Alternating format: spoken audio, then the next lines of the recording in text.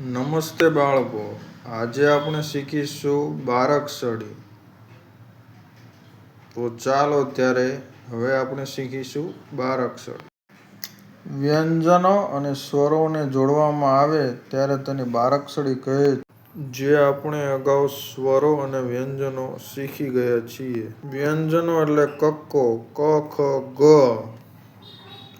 અને સ્વરો એટલે અ, આ, ઈ જે આપણે શીખી ગયા છીએ. તો હવે આપણે શીખીશું બારાક્ષરી. વ્યંજનોમાં આપણે લઈશું અડધા ક ને અને તેમાં ઉમેરીશું સ્વર અ ને તો તેને બોલવામાં આવે છે ક. એ જ રીતે હવે અડધા ક ની અંદર સ્વર આ ને ઉમેરવામાં આવે તો તેને કા બોલવામાં આવે છે. એ જ રીતે જ્યારે હવે આપણે અડધા ક ની અંદર નાની ઈ ને ઉમેરવામાં આવે તો તેને કી બોલવામાં આવે છે. એ જ રીતે હવે આપણે અડધા ક ની અંદર ઉમેરીશું મોટા ઈ ને તો એને બોલવામાં આવે છે કી. એ જ રીતે હવે અડધા ક ની અંદર ઉમેરીશું નાનું ઉ ને તો તેને બોલવામાં આવે છે કુ. એ જ રીતે હવે અડધા ક ની અંદર ઉમેરીશું મોટા ઉ ને તો તેને બોલવામાં આવે છે કુ. એ જ રીતે હવે અડધા ક ની સાથે સ્વર એ ને ઉમેરવામાં આવે તો બોલવામાં આવે છે કે. એ જ રીતે હવે અડધા ક ની અંદર એ ઉમેરવામાં આવે તો તેને કઈ બોલવામાં આવે છે. એ જ રીતે હવે અડધા ક ની સાથે ઓ ઉમેરવામાં આવે તો તેને કો બોલવામાં આવે છે. એ જ રીતે હવે અડધા ક ની સાથે ઔ ઉમેરવામાં આવે તો તેને કૌ બોલવામાં આવે છે. એ જ રીતે હવે અડધા ક ની સાથે ઉમેરવામાં આવે તો તેને કહ્ બોલવામાં આવે છે. એ જ રીતે અડધા ક ની સાથે ઉમેરવામાં આવે તો તેને કહ કહેવામાં આવે છે. તો આ જ રીતે હવે આપણે વ્યંજનનો બીજો અક્ષર ખ ને જોઈશું. વ્યંજનના અડધા ખ ને સ્વર અ સાથે જોડવામાં આવે તો તેને ખ બોલવામાં આવે છે. એ જ રીતે હવે અડધા ખ ની સાથે સ્વર આ ને જોડવામાં આવે તો તેને ખા બોલવામાં આવે છે. એ જ રીતે હવે અડધા ખ ની સાથે નાના ઈ ને જોડવામાં આવે તો તેને ખી બોલવામાં આવે છે. એ જ રીતે હવે અડધા ખ ની સાથે મોટા ઈ ને જોડવામાં આવે તો તેને ખી બોલવામાં આવે છે. એ જ રીતે હવે અડધા ખ ની સાથે નાના ઉ ને જોડવામાં આવે તો તેને ખુ બોલવામાં આવે છે. એ જ રીતે હવે જ્યારે અડધા ખ ની સાથે મોટા ઉ ને જોડવામાં આવે તો તેને ખુ બોલવામાં આવે છે. એ જ રીતે જ્યારે અડધા ખ ની સાથે સ્વર એ ને જોડવામાં આવે તો તેને ખે બોલવામાં આવે છે. એ જ રીતે જ્યારે અડધા ખ ની સાથે ઐ ઉમેરવામાં આવે તો તેને ખઈ બોલવામાં આવે છે. એ જ રીતે હવે જ્યારે અડધા ખ ની સાથે સ્વર ઓ ને ઉમેરવામાં આવે તો તેને ખો બોલવામાં આવે છે. એ જ રીતે જ્યારે અડધા ખ ની સાથે સ્વર ઔ ને ઉમેરવામાં આવે તો તેને ખૌ બોલવામાં આવે છે. એ જ રીતે જ્યારે અડધા ખ ની સાથે સ્વર ઉમેરવામાં આવે તો તેને ખમ બોલવામાં આવે છે. એ જ રીતે જ્યારે અડધા ખ ની સાથે સ્વર ઉમેરવામાં આવે તો તેને ખહ બોલવામાં આવે છે. તો કેમ બાળકો, સમજણ પડી ને તમને? કેટલું સહેલું છે બારાક્ષરી. તો આ જ રીતે બારાક્ષરીમાં વ્યંજનો અને સ્વરોને જોડવામાં આવે છે ક થી લઈને જ્ઞ સુધી. તો ચાલો ત્યારે કક્કો જોઈએ. ગુજરાતી શબ્દો નામના મૂળાક્ષરોને વ્યંજન કહે છે. ચાલો વ્યંજનોને જોઈએ. ક કમળનો ક. ક કબૂતરનો ક. ખ ખડિયાનો ખ. ખ ખલનો ખ. ગ ગણપતિનો ગ. ગ ગધેડાનો ગ, ખ ખરનો ખ, ક ઘડિયાળનો ખ, ચ ચકલીનો ચ, ચ ચમચીનો ચ, છ છત્રીનો છ, સ સરીનો સ, જ જમરૂકનો જ, જ જગનો જ, જ ઝરણુનો જ, છ છબલાનો છ, ટ ટપાલીનો ટ,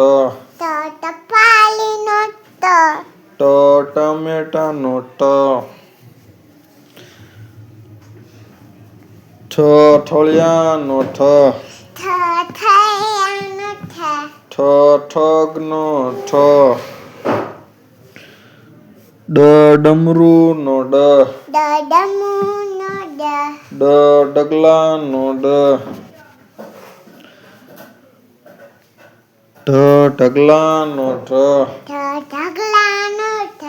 ઢ ઢોલનો ઢ,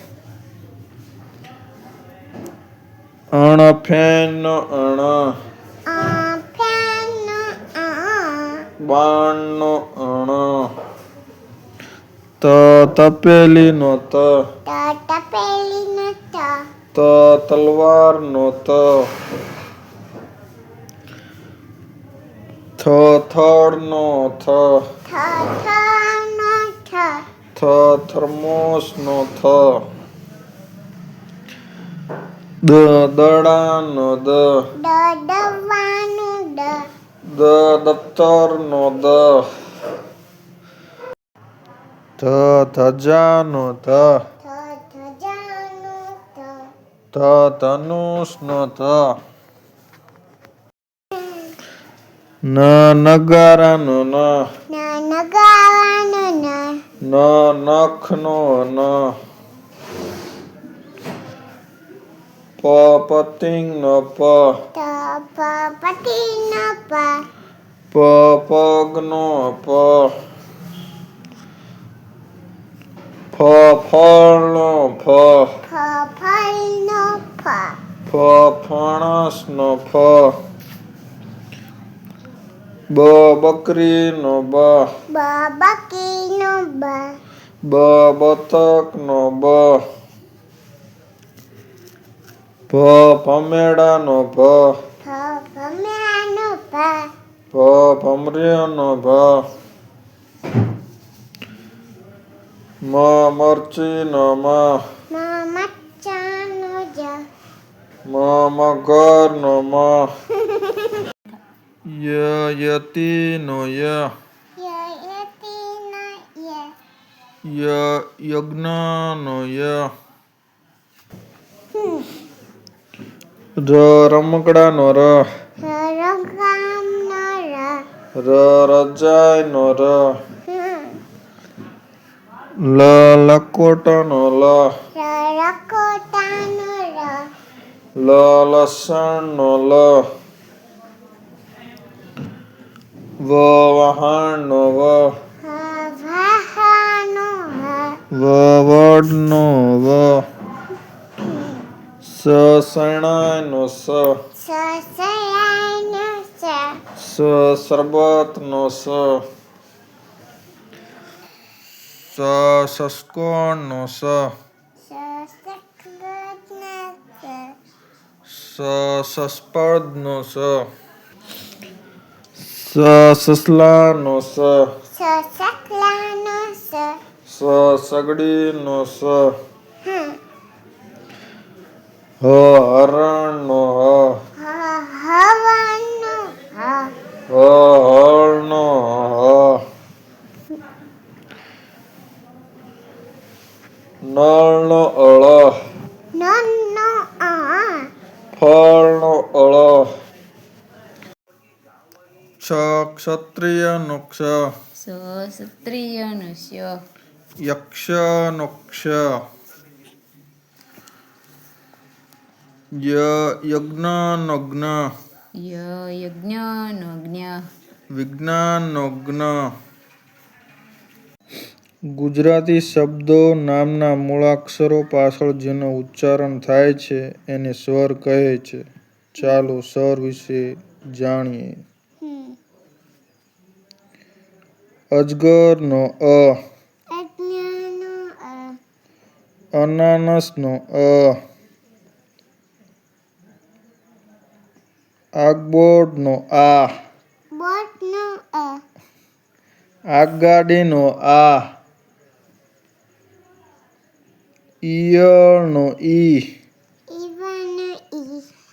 ઈમારતનો ઈ. ઈશ્વરનો ઈ. ઈસનો ઈ. ઉફારનો ઉ. ઉત્તરણનું ઉ. ઊનનું ઉ. ઉખળનું ઉ. ઋષિનું ઋ. ઋષભનું ઋ.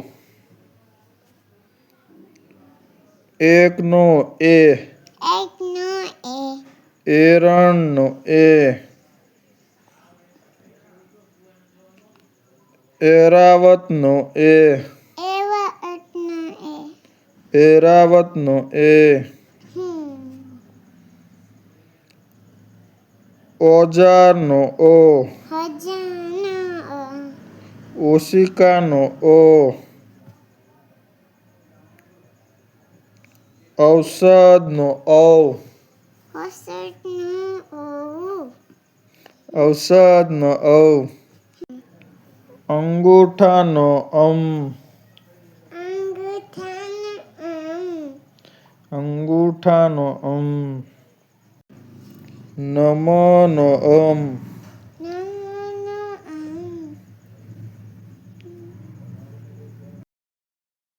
જો તમને બારાક્ષરી કક્કો સ્વરવાળો વિડીયો સારો લાગ્યો હોય તો અમારી ઉરુ કિડ્સ ક્લાસ ચેનલને સબસ્ક્રાઈબ કરો અને શેર કરો.